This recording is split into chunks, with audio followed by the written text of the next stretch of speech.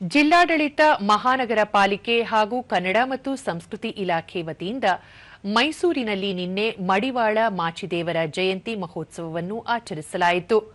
ಮಡಿವಾಳ ಮಾಚಿದೇವರ ಜಯಂತಿ ಮಹೋತ್ಸವದ ಮೆರವಣಿಗೆಗೆ ಶಾಸಕ ಶ್ರೀವತ್ಸ ಹಾಗೂ ಮಾಜಿ ಸಂಸದ ಪ್ರತಾಪ್ ಸಿಂಹ ಚಾಲನೆ ನೀಡಿದರು.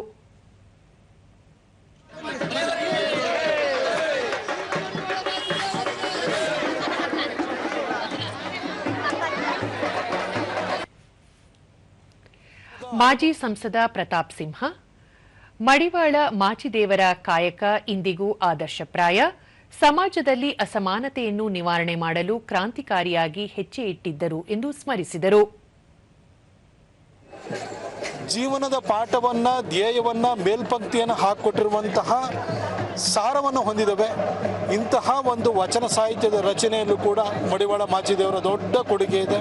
ಅವರನ್ನು ನಾವೆಲ್ಲರೂ ಕೂಡ ಧನ್ಯತೆಯಿಂದ, ಭಕ್ತಿಭಾವದಿಂದ ನೆನಪು ಮಾಡಿಕೊಳ್ಳೋಣ.